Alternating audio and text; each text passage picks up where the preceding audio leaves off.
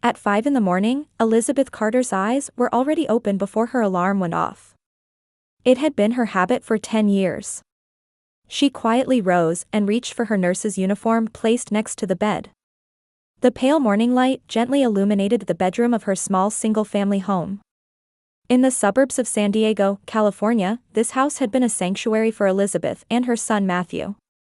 Between her busy nursing job and her role as a single parent, Elizabeth had desperately tried to maintain balance in her life. She had learned to hide the occasional shadows of fatigue that appeared on her face with a smile when she looked in the mirror. "Mom, are you up?" Elizabeth turned toward the voice from the hallway. Matthew's blue eyes met hers as he peeked through the crack in the door. Her 12-year-old son was beginning to resemble his father more with each passing day. While this sometimes brought pain to her heart, Matthew's kindness and strength were entirely different from his father's. "Good morning, you're up early," she smiled. "Are you ready for school?" "Yes, because today's the day we visit Grandpa." Matthew's eyes sparkled with anticipation. Elizabeth's father, Walter Miller, was one of the most successful real estate developers in San Diego. Even at 68, his presence remained strong, and his love for his grandson Matthew never wavered. "I wonder how Grandpa is doing." Matthew's voice carried a hint of concern. "He looked a bit tired the last time we saw him." Elizabeth hesitated for a moment. She hadn't told her son everything, that her father's heart condition had recently worsened, that the doctors weren't optimistic about his long-term prognosis. "Your grandfather is a very strong person. He's just a little tired." She gently stroked her son's head. "Now, let's get breakfast ready." While making pancakes in the kitchen, Elizabeth's thoughts drifted to the past. She remembered the day 10 years ago when her husband Jason and her sister Caroline disappeared from her life. She had met Jason, her college classmate, a year before their wedding, and they spent 3 happy years together. When Matthew was born, her life seemed perfect. However, when Matthew turned 2, everything began to fall apart. Jason started coming home late, making excuses, and finally, she learned the truth. Jason had been having an affair with her sister, Caroline. On the day he confessed, Jason coldly declared, "We've been in love for a long time. It just doesn't work with you." A week later, Caroline and Jason packed their bags and left town. Since then, there had been no birthday cards, no Christmas calls, no interest in Matthew. They had completely vanished. Rumor had it that the two had married in Las Vegas and were living a life of excess. For Elizabeth, the most painful moment came when Matthew began asking about his father. "Why don't I have a dad?" To his innocent question, Elizabeth always chose to tell the truth. However, she spared him the cruel details, simply explaining, "Your father chose a different path." Walter, her father, had been the only one who unconditionally supported Elizabeth and her son since they were abandoned. Not just with financial assistance, but as a male role model for Matthew and as an emotional pillar for Elizabeth. "It's because of Grandpa that you could go to nursing school, right?" Matthew asked while pouring syrup on his pancakes. Elizabeth nodded. "Yes. Without Grandpa, we wouldn't be where we are today." After finishing breakfast and sending Matthew off to school, Elizabeth called her father before leaving for her hospital shift. Recently, these conversations had become even more precious to her. "Good morning, Dad," she said, holding her cell phone to her ear. "How are you feeling today?" Her father's voice sounded weaker than before on the other end of the line. "Beth, don't worry. It's just this old heart not behaving itself. I'll stop by with Matthew this evening. Do you need anything?" "No, having you both visit is enough," he coughed briefly. "I have something special to talk about today." Elizabeth frowned. "Is something wrong?" "I can't discuss it over the phone. There are things I need to prepare for." Even after ending the conversation, her father's words lingered in Elizabeth's mind. Throughout her 12-hour hospital shift, her thoughts kept returning to her father. Was there new information about his worsening heart condition, or? She didn't want to think about it. She wasn't ready to lose her father. Having lost her mother early, being estranged from her sister, her father and Matthew were her entire family. After finishing work and picking up Matthew from school, they headed to Walter's mansion on the hill. The sunset cast an orange glow as it reflected off the large windows of the building. "Grandpa." Matthew jumped out of the car and ran to Walter, who was waiting at the entrance. Elizabeth slowly got out of the car and watched her father and son embrace. Walter's face was thinner than before, his complexion poor, but the strength in his arms as he hugged his grandson remained unchanged. "My men," Elizabeth smiled as she approached them. "Dad, are you really okay?" Walter looked at his daughter and nodded quietly. "I'm fine, Beth. There's just something we need to discuss. Matthew, would you like to try out that new game console in Grandpa's study?" Matthew nodded excitedly and ran into the mansion. Walter slowly took Elizabeth's arm and led her to the spacious living room. "Sit down, Beth," he said quietly. "I'm a man who has always planned for the future. Now, I know my time is limited." He gently held her hand. "The doctors say my heart condition has deteriorated significantly. It's just a matter of time now." Tears welled up in Elizabeth's eyes. "How long?" "Nothing certain can be said. It might be months, or perhaps weeks," he answered quietly. "But I've put everything in order. So you and Matthew can live without worry." He took a breath and continued. "There's one more thing I need to tell you. Caroline and Jason have been in touch." Elizabeth's body stiffened. For 10 years, her father had never uttered the names of her sister and ex-husband. She couldn't speak, just stared at him. "They seem to have learned about my condition," Walter laughed bitterly. "And suddenly they're claiming to care about me as a daughter and son-in-law." "We know what they want," Elizabeth said quietly. Walter nodded. "Of course.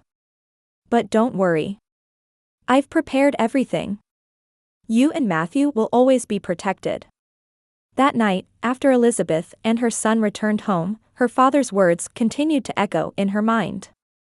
In the quiet darkness of the night, she stood in front of Matthew's darkened room, watching her sleeping son. "No matter what happens, I'll protect you," she whispered. "I'll protect you from the people who abandoned us." 3 weeks later, a small church in San Diego was filled with people dressed in black. Walter Miller's heart had betrayed him sooner than his doctors had predicted. Elizabeth stood in front of her father's coffin surrounded by white lilies, her hand resting on Matthew's shoulder. Tears streamed from her son's eyes, but Elizabeth's own eyes were dry. Her grief was deeper than tears could express. "Who are those people?" Matthew asked in a hushed voice. Elizabeth's gaze turned toward the back of the church. There were 2 faces she hadn't seen in 10 years. Caroline was still beautiful, but her former youthfulness had faded into a hardened expression.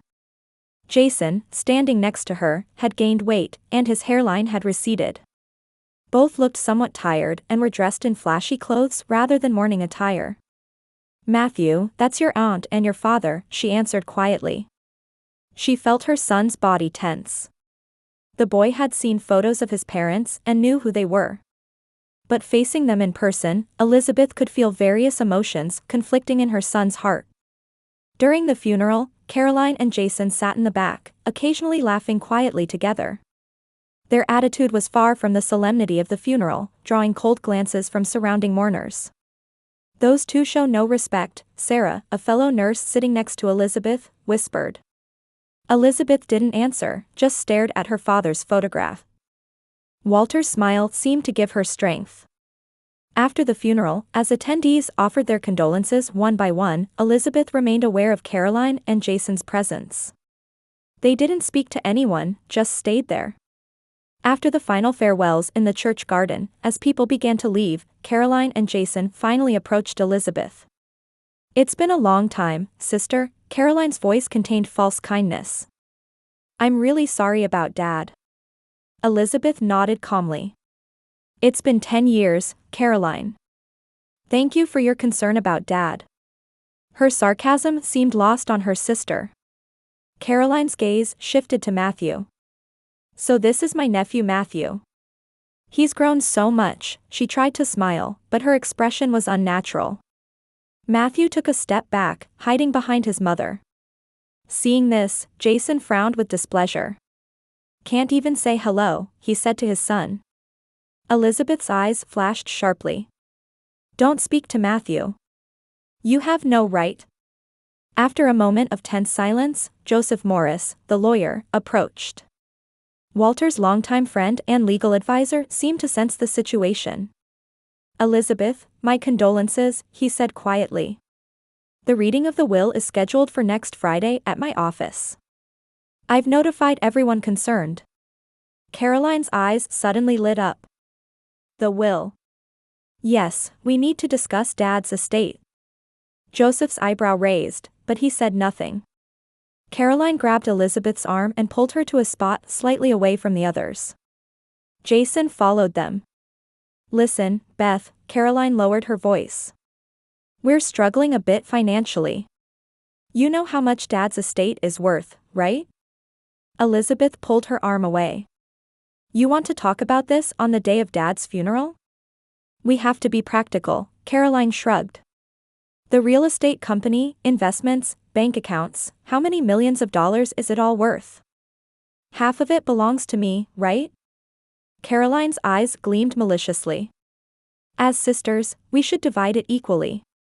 Jason looked down at Elizabeth with a sneer. Leaving you was the best decision of my life. We were too young back then. But Caroline and I deserve a chance to start a new life. Elizabeth hugged her trembling son and said nothing. Her silence seemed to embolden Caroline and Jason further. Anyway, we have rights too, Caroline emphasized. No matter what the lawyer says, as a blood daughter, I have inheritance rights. At that moment, Joseph approached again. He had apparently been quietly listening to their conversation. You don't seem to know the contents of the will, he said quietly. Caroline and Jason's smiles froze instantly. What do you mean? Caroline asked. Walter was a very cautious man, Joseph answered calmly. His will might be unexpected. Details will be revealed at the reading next week. He looked at his watch and broke off. Excuse me. Elizabeth, I'll see you again. After the lawyer left, Caroline and Jason's expressions were filled with anxiety and suspicion. Elizabeth quietly put her arm around her son's shoulders and moved away from them. Let's go, Matthew. It's time to say goodbye to Grandpa. She didn't look back. She heard Caroline saying something behind her, but it wasn't important. Right now, all that mattered to her was her son in front of her and her Father in heaven. As they left the church, Matthew asked in a small voice, Mom, what do those people want? Elizabeth took a deep breath and looked into her son's eyes. Money, that's all. But don't worry. Grandpa will protect us. The day after the funeral, Elizabeth took time off from the hospital and decided to spend a quiet day at home. Matthew insisted on going to school, but there was deep sadness in his eyes. She could feel the reality that Grandpa was gone slowly sinking into the boy's heart. When you get back, we'll look at Grandpa's photos together, Elizabeth promised as she sent him off that morning. We'll share our memories too. After Matthew left, she was sorting through her father's documents. Walter had taught her many things during his lifetime. From running the real estate company to managing investments, she was prepared to follow in her father's footsteps. Still, deep down, she felt anxious. Could she handle everything on her own? When the doorbell rang, the clock showed noon. Elizabeth wasn't expecting any visitors. When she opened the door, Caroline and Jason were standing there. Both were dressed even more flashily than at the funeral, Caroline clutching an expensive-looking handbag, Jason wearing a leather jacket. What do you want? Elizabeth asked coldly. Sister, don't be like that, Caroline said in a sweet voice. We're family. Shouldn't we be together in times of grief? Elizabeth hesitated to let them in, but considering the neighbors might be watching, she stepped back and invited them into the house. Would you like some coffee? She asked expressionlessly. Yes, please, Caroline said, looking around the living room. This house is surprisingly spacious, but old. Didn't you receive support from Dad? Elizabeth took a deep breath to calm herself at the hidden sarcasm in those words. Dad supported us. But I've lived on my own salary. Nursing is rewarding work and provides sufficient income. How admirable, Caroline said flatly. But we came today for a different reason. Jason sat deep in the sofa, behaving as if it were his own home. We need a list of Walter's properties and information about his bank accounts. We want to know how much our share will be before the lawyer reads the will. Elizabeth's eyes flashed coldly. I can't tell you anything. And that's for Dad's lawyer to handle. But you must know something, desperation crept into Caroline's voice. You and Dad were always close. Even if I knew something, why should I tell you? Elizabeth asked quietly. For 10 years, you never contacted us once. You never cared about Dad. Caroline pursed her lips. That's not true. We had our circumstances. What circumstances? Jason shifted uncomfortably. We were young. We made mistakes. But that's in the past. Mistakes? Elizabeth's voice trembled. You betrayed me, had an affair with my sister. Then you both disappeared, forcing Matthew to grow up without a father. Oh, don't say it like that, Caroline waved her hand. Children are raised by their mothers anyway. Besides, Jason tried to pay child support, didn't he? Once, Elizabeth replied coldly. Never again after that. After an uncomfortable silence, Caroline changed the subject. Let's not talk about that anymore. To be honest, we're in a bit of financial trouble. Life in Las Vegas was harsher than we thought. You have debts? Elizabeth intuitively asked. Seeing Caroline and Jason's expressions cloud over, she understood the truth. The two were reckless with money and had no planning skills. Now they thought their father's inheritance would be their salvation. A little, Caroline admitted, fidgeting with her bag. But Dad's inheritance will solve everything.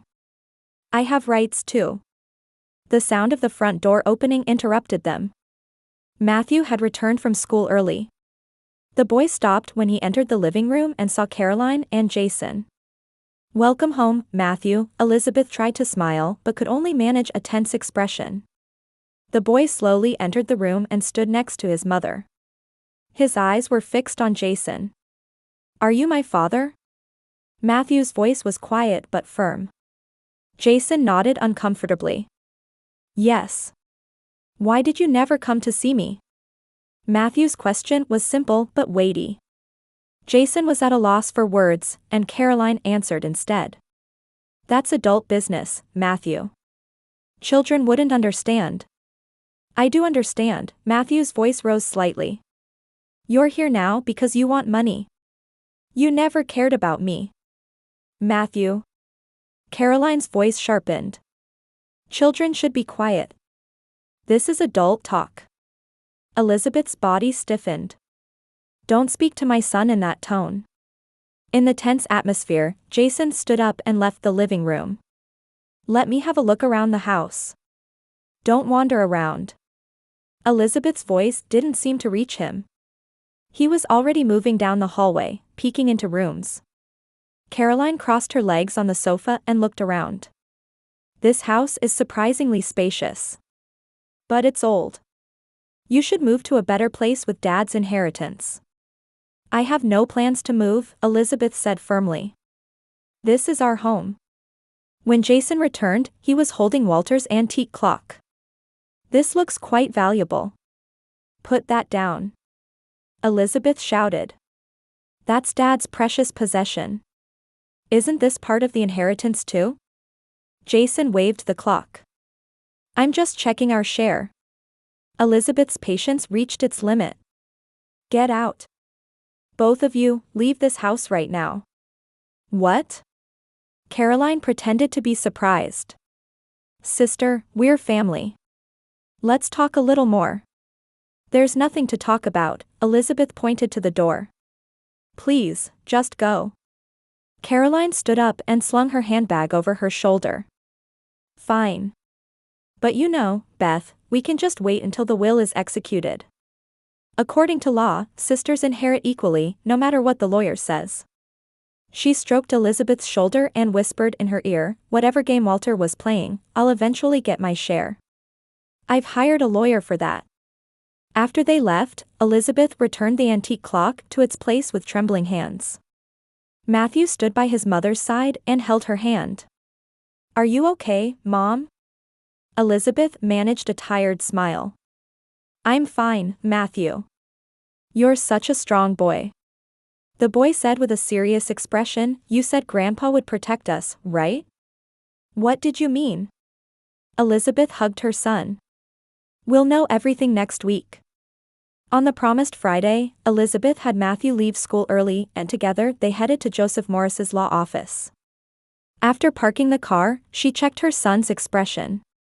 The boy's face was tense, but also showed strong determination. "Ready?" she asked gently. Matthew nodded quietly. "Mom, I'll be strong for Grandpa." Elizabeth felt her heart warm at her son's courage. At just 12 years old, he had already experienced many trials.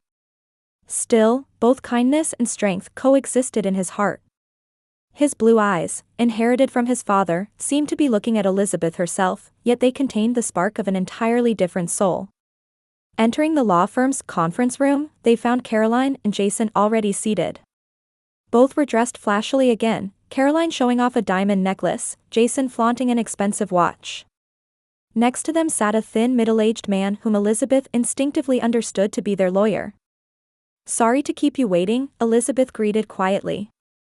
Caroline showed a superficial smile. "No, we just arrived early. We want to get this over with quickly." Her voice had a hint of impatience. Elizabeth didn't answer and took a seat with Matthew. Joseph Morris entered with a stack of documents. He greeted everyone and slowly spread the will and related documents on the table.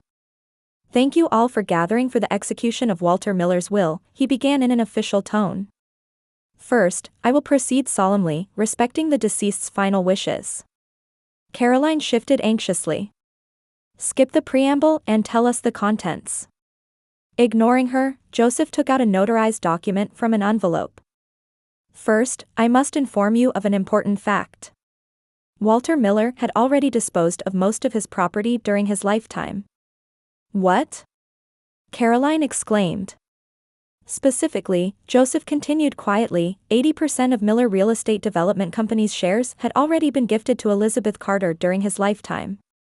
Most of the properties in San Diego and Los Angeles have also been in the joint names of Elizabeth and Matthew Carter for the past 5 years. Jason leaned forward. "That's illegal.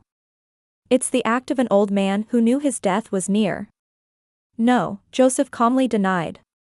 "These gifts were planned more than 5 years ago and are all legally valid. Walter's judgment was sound, and taxes were properly paid." Caroline's face turned pale. "But what about the rest of the estate? Bank accounts? Investments?" Joseph took out another document. "The remaining assets have been transferred to the Miller Family Trust Fund. This trust fund has special conditions attached." He adjusted his glasses and read from the will, "I, Walter Miller, transfer all my remaining property to the Family Trust Fund, and recognize inheritance rights only under the following conditions. This property may only be received by those who have maintained family bonds." Caroline and Jason exchanged glances. Caroline's lawyer requested the documents, and Joseph handed them over. "I continue," Joseph said quietly. "I have loved both my daughters equally for many years. However, since the day Caroline Miller betrayed her family 10 years ago, I have observed her actions. I am deeply saddened that in 10 years, she has not shown a single phone call, a single letter, or any interest in her nephew." Caroline's face twisted with anger. "This is unfair. I have rights too." "Be quiet and listen," Joseph said sternly. "These are your father's last words." He continued reading, "Therefore, I decide as follows. The administrative and beneficial rights to the trust fund are granted to Elizabeth Carter and Matthew Carter. However, if Caroline Miller and Jason Carter meet the following conditions, they too will be recognized with certain rights." Tension filled the room. Caroline leaned forward, and Jason anxiously crossed and uncrossed his legs. Condition 1, Caroline and Jason shall assume the role of administrators for Matthew Carter's college education fund. This includes monthly meetings with Matthew and submission of educational fund accounting reports. What? Caroline raised her voice. We get money just for meeting our nephew? That's not it, Joseph calmly answered. You will bear responsibility as administrators. The fund itself belongs to Matthew. So what do we get? Jason asked, unable to hide his impatience. Joseph took out another piece of paper. Condition 2, if they faithfully fulfill the above responsibilities for 3 years, 10% of the trust fund's income will be distributed to them. However, this is only if they have truly restored family bonds. Caroline jumped up from her chair. Only 10%? And we have to wait 3 years? This is fraud. Her lawyer grabbed her arm and urged her to sit down. Caroline, stay calm. Joseph took out the final page. Finally, to my daughter Caroline. I always hoped you would truly return to the family. This condition is not a punishment, but a gift to remind you of the importance of family. Matthew is your nephew, sharing your blood. He grew up without knowing a father's love. You and Jason bear that responsibility. It's not too late. I hope you become a true family and fulfill my last wish. A heavy silence spread through the room. There was anger and confusion in Caroline's eyes, but at the same time, her father's words seemed to have touched her heart. Is it legally possible to contest this? Caroline's lawyer asked. Joseph shrugged. You can certainly try. However, Walter's judgment was sound, and the will is legally perfect. Litigation would be prolonged, and the outcome uncertain. Caroline stood up and grabbed her handbag. This is unacceptable. I have rights. She was trembling with anger as she tried to leave the room. However, as she put her hand on the door, Matthew's voice stopped her. Caroline turned around. Matthew had quietly stood up and was looking at her. There was something in the boy's eyes other than anger. Grandpa said family is the most important thing, he said quietly. If you really come to see me, I'd be happy. Caroline was momentarily speechless. Then she left the room without saying anything. Jason followed her. Left in the room, Elizabeth, Matthew, and Joseph took a quiet breath.